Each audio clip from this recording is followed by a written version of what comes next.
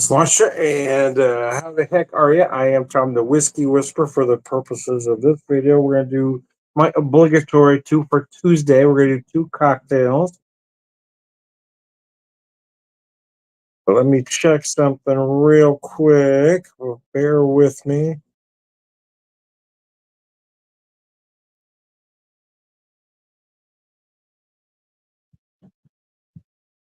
There we go. I think we're in business now. Let me check this here.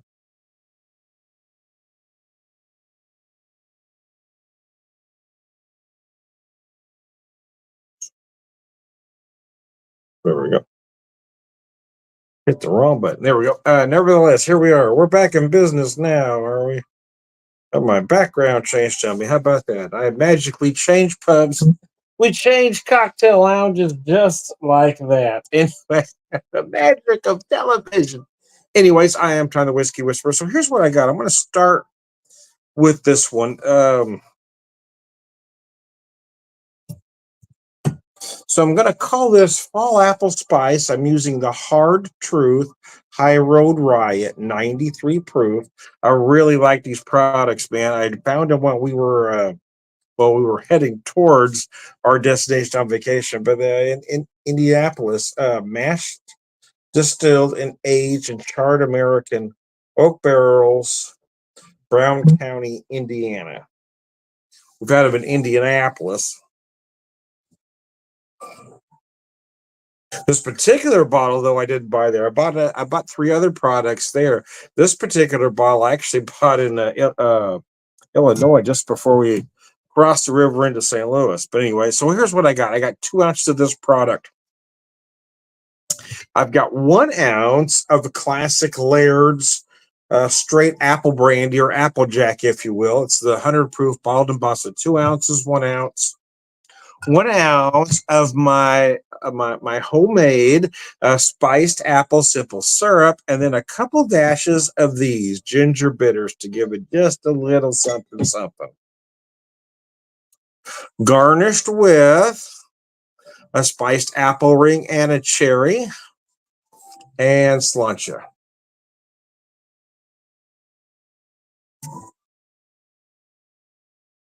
Gosh, I like that. I'm doing a version of this for work, but we don't have the apple brandy. And I really got to say, it's that addition of that additional apple brandy that really does something to this cocktail. It's not really an old fashioned. It's not really a Manhattan, but I do like with the both products here, the Hard Truth and the Laird's. It's a cocktail that I think should be served more elegantly. Like it should be served straight up like this in a coupe, and not. It doesn't need to be in a glass with a big cube. You don't need that with a cocktail like this. It's that elegant cocktail lounge sipper, you know. Gosh, that's gorgeous. Sometimes I impress the hell out of myself. That's really good, man. Sometimes I amaze myself. Anyway, gosh darn, Todd, that's tasty. Well, I mean, I wasn't blessed with any athletic ability whatsoever, much to my father's chagrin.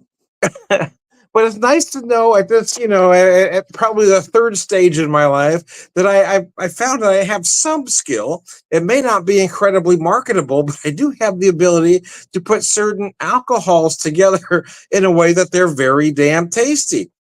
It might be a minor league skill to some, but it's taken me a long time to reach or to figure out that I have this particular skill.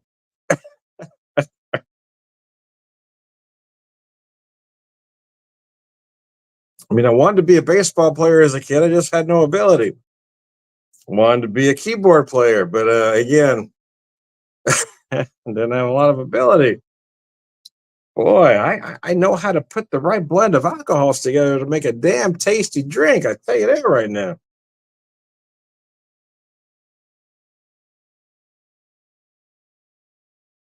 So excuse me, I'm going to be a little bit proud of that particular skill at this stage of my life because it's taken a long time to figure out that maybe I do have some ability after being told otherwise for many years.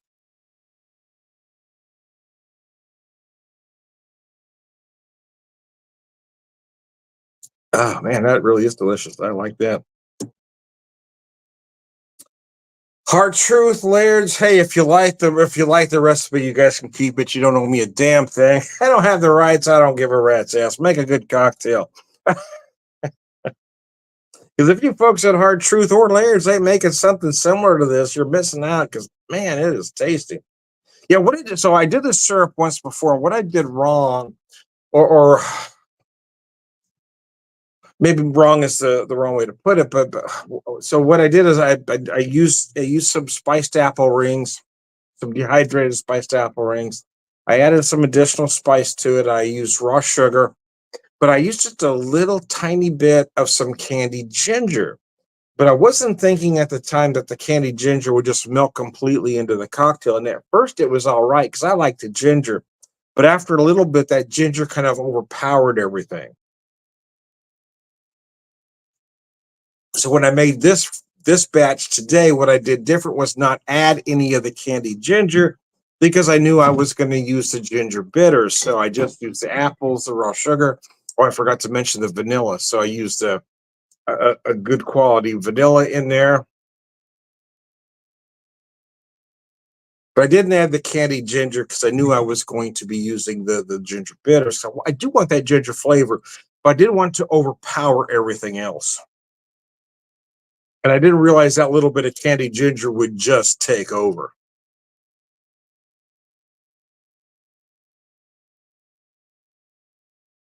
But here I've got the flavor of the apples. I don't know that the cherries needed, but I felt like it added some color to the cocktail. And by some miracle, I was able to drop that right in the center of the ring, even though I was hoping to do that, but my aim usually isn't that good. I won't say that it was intentional, but it wasn't unintentional. How about that? I'm just going to put it in there and see what happens. Because if I was aiming for that hole, I'd have never got there. I never made. Anyways, I digress.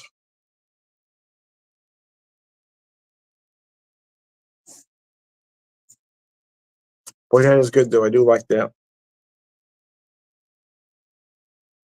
The combination. So I don't know that the cocktail necessarily needs the applejack. You can make sort of an old fashioned with just the hard truth and the simple syrup. But I love the addition of the applejack, right? It just gives that cocktail a little elegance, combining the two, combining the rye with the applejack, and then just adding that 1 ounce of the simple syrup, I think just makes it a more elegant cocktail, in my opinion, anyway.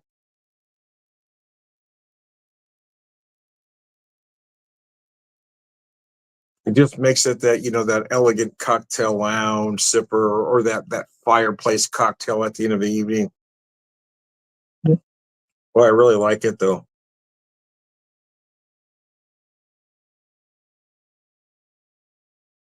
For me, I know I have the tendency, like adding the ginger, that to overspice it. So when I made this batch, I really kind of held myself back and just put a little bit of spice. And didn't add any extra ginger. Said, okay, bring it back just a little bit this time, Tom.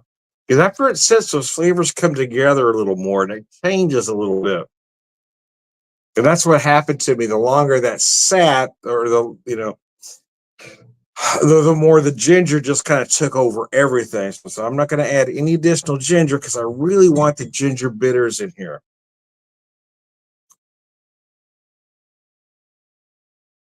Man, that's good though. Using a classic coupe.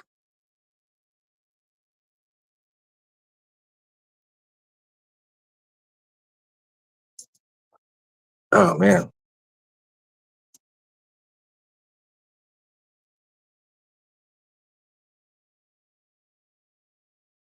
that's delicious, man. That's just good. I don't care who you are. Anyways, I'm going to quit pat myself on the back. Quit bragging, Tom. Can't help it sometimes. Boy, that's just good.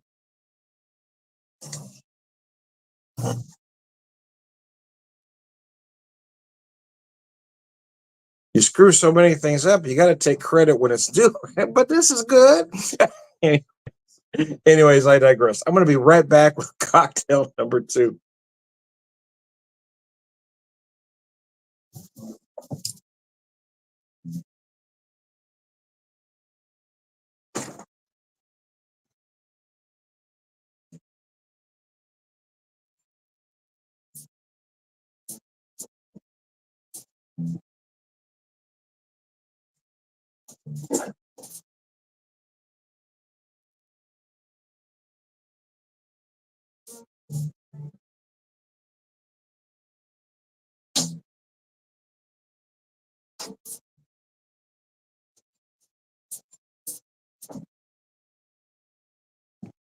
So with cocktail number two, I try to stay pretty classic. I only took one liberty here. So again, with cocktail, oh,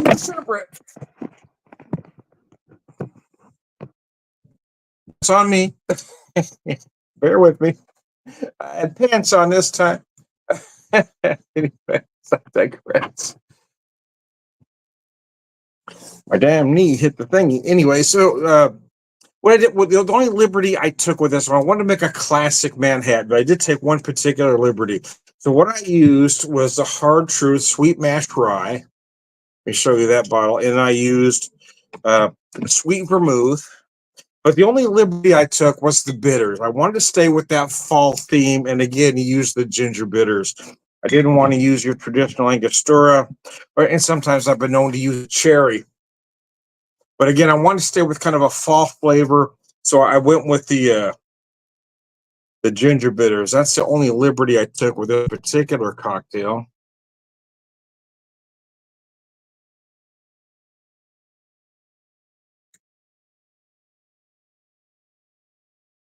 Damn, there is just something special.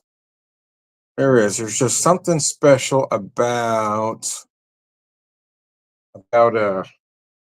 Manhattan. I do love a Manhattan. There is no doubt that the old fashioned is probably the most popular cocktail these days.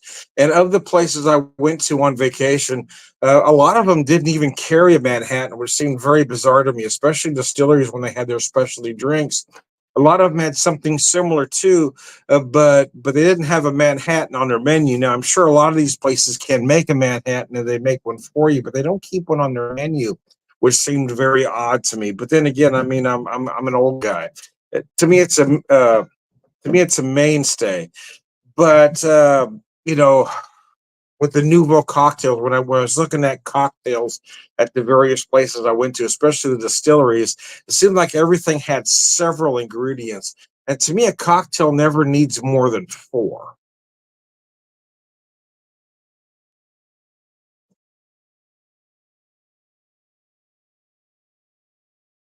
In the case of a Manhattan, you've got the whiskey, you've got the vermouth, you've got the bitters, and you've got the garnish. If we're counting a garnish, that's four ingredients.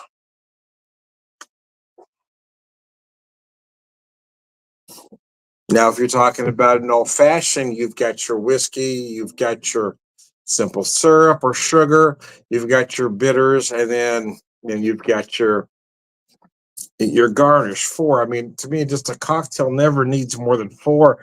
And I was looking at cocktails. Some of these things have seven, eight, nine, 10 ingredients with several different liqueurs and a lot of different methods in there. Now, I'm not taking technique away from anybody because I get technique.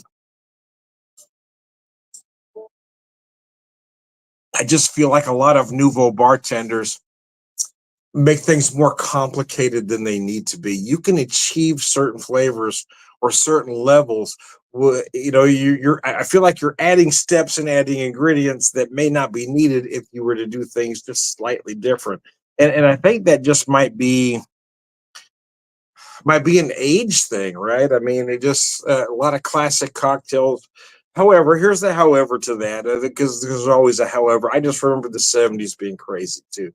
I mean, it seemed like every '70s cocktail had 100 ingredients in it, and every once in a while it gets back to the classics. And I'm just, it seems like every time I looked at trying something different, there was always one sort of exotic ingredient or an ingredient that seemed exotic to me that didn't need to be there. So I kind of shied away from trying a lot of. I want to try different things. I want to kind of get out of my comfort zone a little bit, but I kept thinking, but why are you putting that in there? I like this idea. This makes sense to me, but this ingredient doesn't. And I kind of feel like that's where they are. I feel like every younger bartender is trying to put their mark on it, but they're making it more complicated than they need to be. So my approach is to do the exact opposite. I just want to make things taste good. I'm not trying to make my mark on anything. I'm not trying to land in any history books. I just want to make a damn tasty cocktail as simple as humanly possible.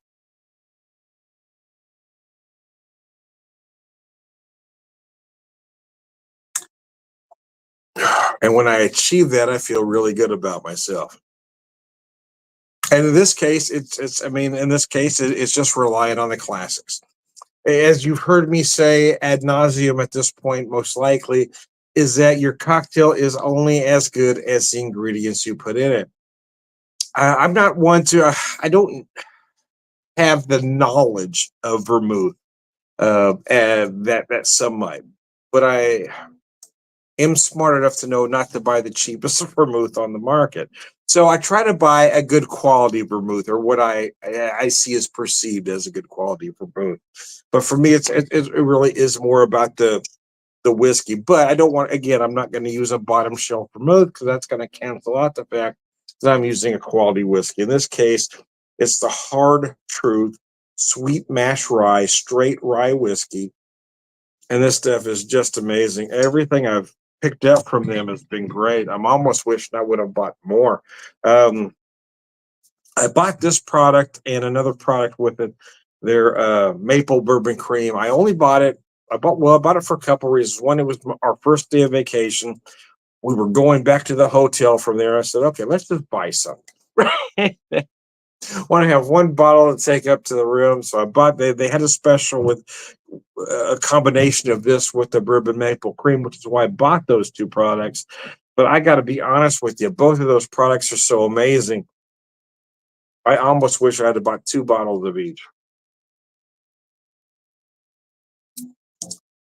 Which is fat. In fact, the reason I bought that 93 proof is on our way home. I was surprised to see it at a Randall's on the other side of the river in Illinois. So when I saw it there, I said, okay, I got to buy this one because I need another. And the fact that it was 93, a little bit lower proof than the sweet mash.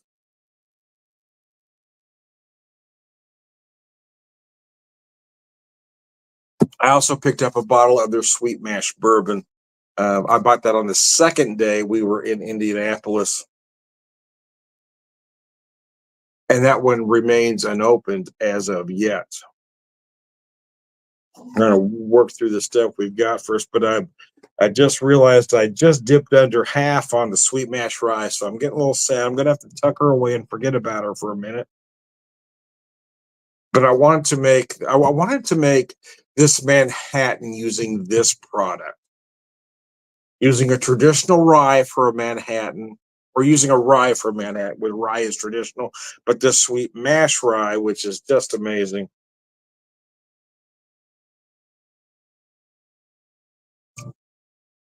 And then the ginger bitters make it more, kind of a fall Manhattan kind of feel.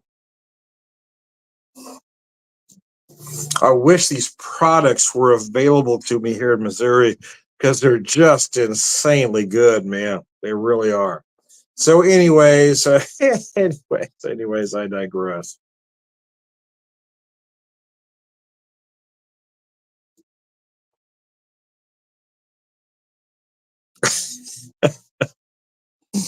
Uh,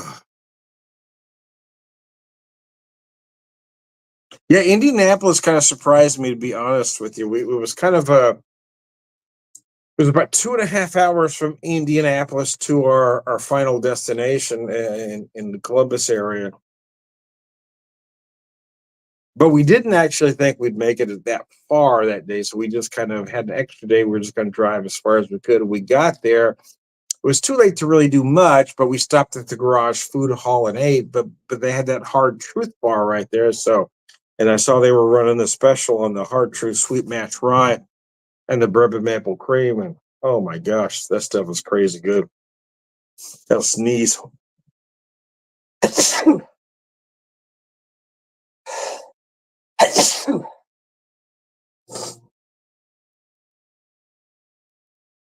Some of y'all might not believe that, but for me, that was a rather mellow sneeze.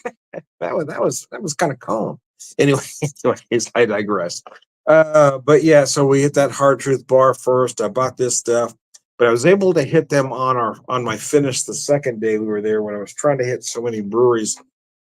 I got back to the garage food house where I bought that sweet mash bourbon.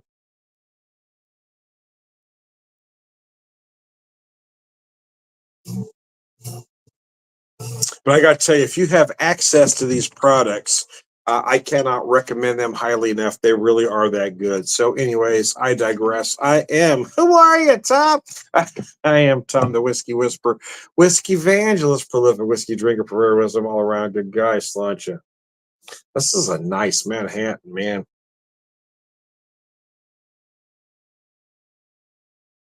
So I've been noticing on some of my Manhattan pictures from the past that I've gotten from other places that some of them have kind of a foam on them, some of them don't.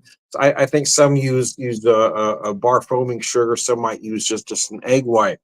So it made me curious to see what tradition was as I started looking up classic recipes. The recipe of a Manhattan is just like this. However, some do decide to put that extra foam on top. So you can do it, you cannot do it, but it's not necessarily traditional. One more time with feeling. One more time with feeling. Man, I am Tom the Whiskey Whisperer, Whiskey Evangelist, prolific whiskey drinker, purveyor wisdom, and